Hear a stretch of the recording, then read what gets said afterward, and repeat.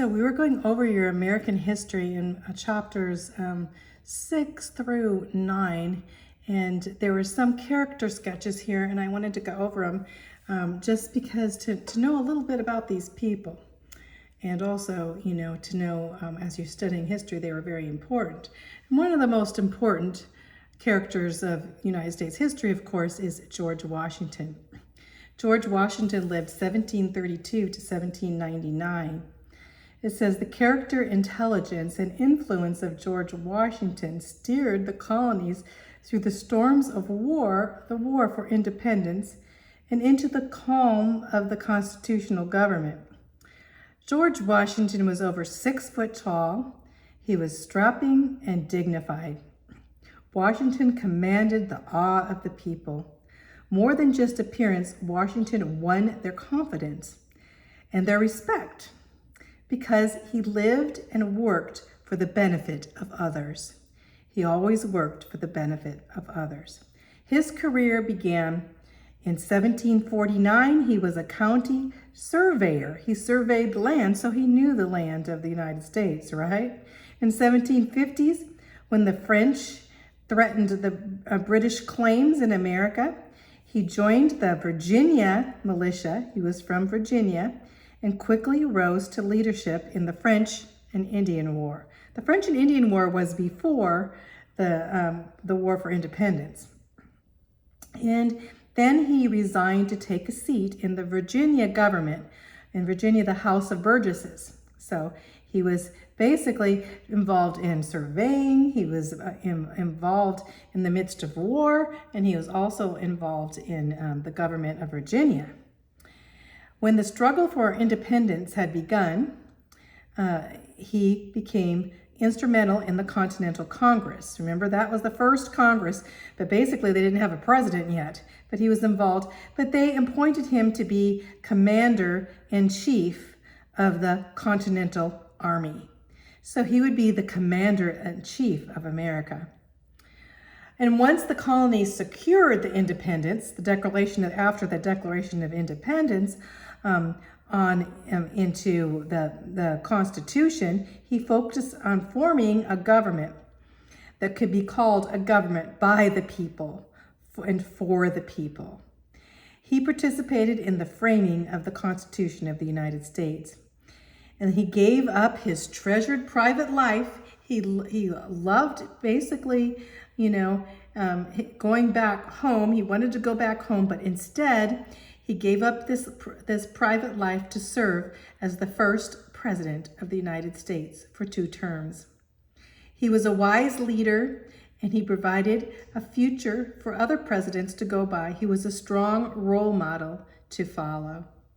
George Washington. There's some dynamic things, and we'll know for sure, is the crossing of the Delaware and how he encouraged his men in a low time of Valley Forge when they were freezing to death, And he also had, as he promoted, Alexander Hamilton, and also Lafayette under his command. So there's a lot of things about George Washington, but to know that he indeed was one of the first founders of the United States of America, in fact, our first president. So let's go on. Let's go on to some of the other characters here. So here we go. Here's a little excerpt here in the corner, Nathan Hale. So who was Nathan Hale? Well, during the British siege of New York City, when the British were attacking us during the Revolutionary War, Nathan Hale was only 21 years old, and he was a school teacher. And he attempted then to relay the information to George Washington about what General Howe's troops were doing. And he was disguised as a Dutch school teacher. He was a school teacher, but from Holland. He said he was from Holland. And Hale had almost crossed over to give the information when the British lines captured him. And then the British hanged him for treason in September 22nd in 1776. But when we think of Nathan Hale, think of a great hero of the Revolutionary War. Whoops. So let's go on here. How about Benedict Arnold? When you think of Benedict Arnold, what do you think of? I think of traitor. If you say, you're a Benedict Arnold, that means you're a traitor. Well, Benedict Arnold, he lived 1741 to 1801. So by the summer of 1779, Major Benedict Arnold was one of Washington's most trusted officers. And he was actually one of the heroes of the Battle of Saratoga. And he even continued fighting after he was shot in the leg. And so everybody considered him a hero. However, he became very bitter when he saw others were promoted and he was not. And he didn't trust George Washington, and believing Congress was passing over him, and that he wanted to be involved in politics. And he also amassed very heavy debt. But one of the greatest things that caused him, or the greatest people who caused him to go off and to be this traitor of the United States, was his wife. And she was a sympathizer with Great Britain. He married a loyalist, a British wife, and she convincing him, I'm sure, to go against America. So he began not just going against America, but he was selling secrets to the British. In 1780, he even received command of West Point. That was basically, West Point is basically our school for our military, right? And this was very crucial on the Hudson River, West Point. So he actually went to Great Britain. In exchange for a large sum of money, he agreed to surrender West Point to British during the Revolutionary War. He actually went to the British side against America. So, but however, his plan was revealed by John Andre, the British spy master, who was actually captured with evidence of the plot, what he was doing. So they had captured a British spy, and the spy said, well, you have a spy, and basically revealed that what Benedict Arnold was doing. And so Washington offered to exchange Andre for Arnold, but the British refused. Well, Andre was actually hanged as a spy, but not Benedict Arnold. Arnold became a British general. So he went over to the British side fighting against America. And the British actually did not even trust him one bit. He expected a hero's welcome in London saying, yay, this is our American British hero now, you know, basically he expected them to love him in London. But guess what? They couldn't stand him. And in fact, in England, most people loved George Washington even after, looking to him as a true patriot and Arnold as a true traitor. He never escaped his debts. His relationship with his wife was horrible, and he died a miserable man. In fact, his name now becomes synonymous with traitor. When you hear Benedict Arnold, you think of one of the greatest traitors of American history.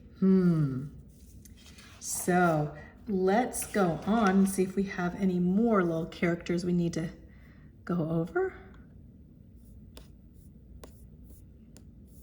Don't you like that picture there of George Washington at Valley Forge praying? I love that picture. This guy, what about this Joseph Brant, this Indian here? What did he do? So Joseph Brant lived 1742 to 1807, and he was a Native American leader who actually helped the British. He was a Mohawk chief. He was actually later educated and converted at a Christian academy in Connecticut and became a missionary to his own people. But prior to that, he fought for the British in the French and Indian War, and later he even served as a British officer. However, after the war, he became a great peacemaker in America. And he basically discouraged bloodshed and discouraged the Native American uprisings. He helped the United States secure peace with other tribes, and he returned to all of his missionary work. well, basically his missionary work actually begun, because he became an Episcopal and translating the prayer books. He had prayer books and translating some of the Bible. In fact, he translated the Gospel of Mark into the Mohawk language. So despite him fighting for the British, later on he became a great American in bringing the gospel to his tribes. So a little bit opposite from a Benedict Arnold, huh? So let's go on here. Anthony Wayne. Who was Anthony Wayne? So they called him Mad Anthony. He was a hero. He lived, let's see, do I have something written? Yep, he lived 1745 to 1796. In 1777, he was a great hero. He was a brigadier general and had very important roles at the Brandywine and Valley Forge and Germantown towns. He was a great fighter for the Revolutionary War. On June in 1779, the British seized 2 incomplete forts on the Hudson River, including Stony Point, and Wayne recaptured Stony Point, one of the most daring moves of the whole war. He was a daring fighter. In 1781, he assisted Lafayette at Yorktown. Remember, Yorktown was the last battle of the Revolutionary War. And later, he was a great Native American, fought against Native American uprising.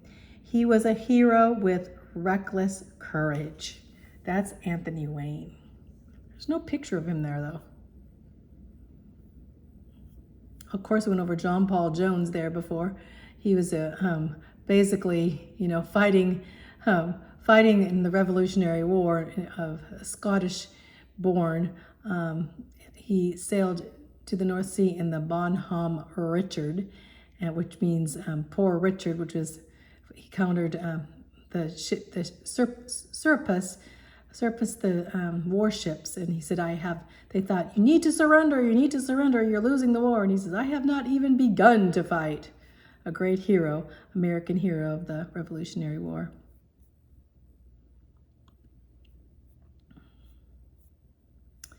Let's see here what we have.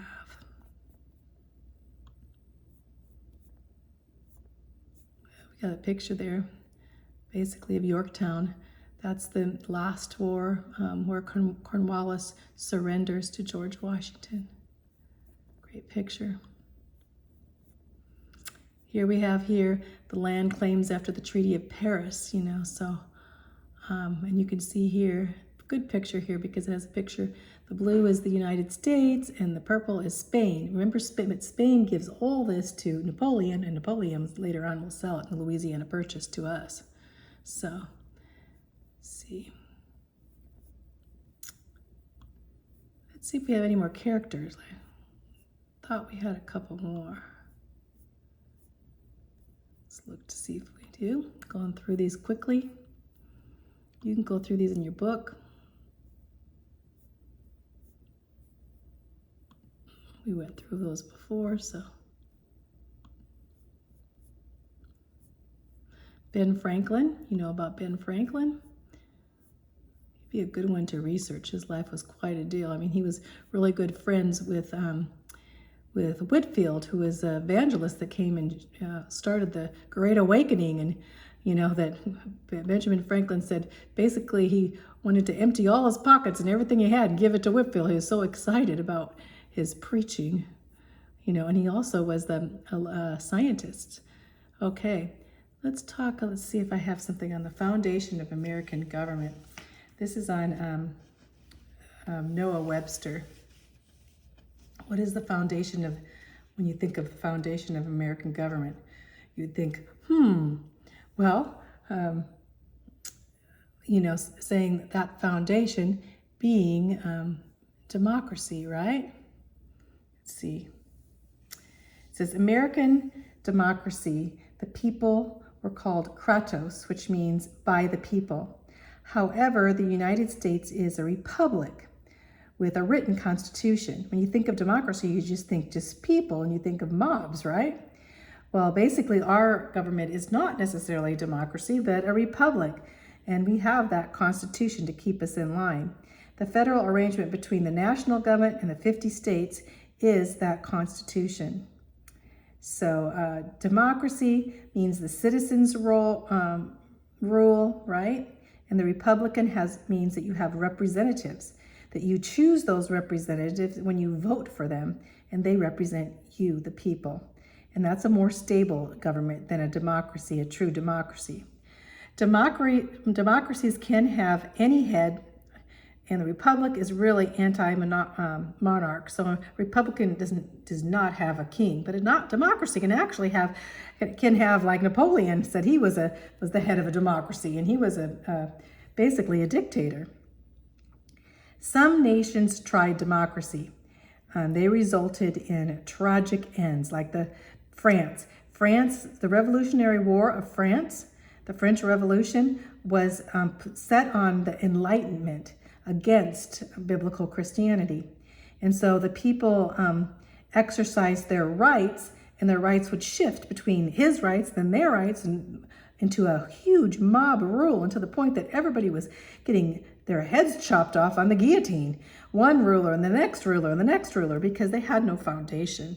But basically saying that they were a democracy. So a lot of democracies can end up in just like a mob's ruling in the midst of democracy. So going on here, let's see. It talks about a constitutional republic in which we are, and our constitution actually limiting this mob rule. And the federal republic, the national government, and the 50 states have that basically federal government. This is Noah Webster, who had the Webster dictionaries and everything brought together in the midst of telling about what the difference between democracy and a constitutional. So you can read this over. It says, while some forms of government are wiser than others, the secret to American success is the influence of biblical Christianity. Righteousness exalts a nation, but sin is reproach. That's in Proverbs 14:34. Noah Webster also understood this principle well. In his History of the United States, he wrote, almost all the civil liberty now enjoyed in the world has its origins to the principles of Christian religion. The influence of the Bible, Christianity has given Americans people the virtue and character necessary to control their own passions and maintain a long-lasting republic. So what is the foundation of the American government? Is it really democracy? No, it's the Bible. That's pretty sweet, isn't it?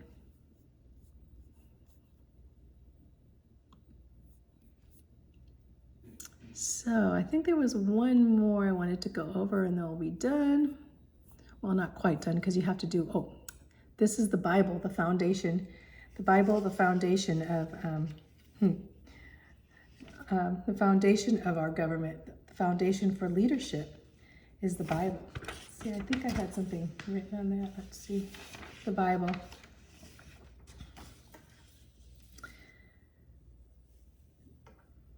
Page 100. In selecting men for office, let principle be your guide. Regard not particular sects or denominations. Look to character as a man of principle, of tried integrity, and undoubted ability for office. So basically saying, if you're voting for someone, look, don't just stand on your denomination or your particular sect, but look to the man to see if that man has integrity, that man has ability and is a good man for office. It is by men of loose principles or defective views that religion and morality are not necessary or important to them. Their qualifications for their political stations are, pretty bad, right? So basically saying, it's important that a person that's running for political office have good qualities and not defective views. So, and going on here, but the scriptures teach a different doctrine. They direct that rulers should be men who rule in the fear of God, able men such as fear God, men of truth, hating covetousness. basically not stealing from the government, and basically knowing truth and fearing God. When a citizen gives his vote or suffrage to a man of known immorality, if you vote for somebody who is known to be immoral, he abuses his trust. He sacrifices not only his own interests, but that of his neighbor. He betrays the interests of his country. So when we vote for someone that is definitely an immoral person, or does not stand on biblical principles, then it's going to affect us, and it's going to affect our neighbors, and it's going to affect our country.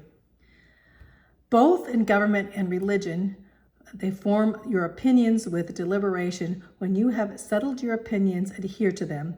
Basically, when you settled your opinions on who you want to stand, make sure you look at that person's life and stand with them with firmness. Particularly, I commend you this course in adopting your religious creed. Make sure you bring in your religious creed, your biblical beliefs, and those things you stand in your life by, and put them against and in who you are going to support. Look at them to see if this person has these beliefs. And when you have attached yourself to any system from the deliberation conviction, do not rashly and for light causes abandon it. So when you've decided how to stand because of principles of the Bible, then don't abandon it lightly. Stay with it. Stay with it. So with that, I think I'm going to stop this whole chapter, although I'm going to do another video because you have to do a report on a couple things, and those reports we're going to do, and I'll help you write it up. But that's about it. And you can do your quizzes, and you can do your reading quizzes, and do your tests and hand in your tests.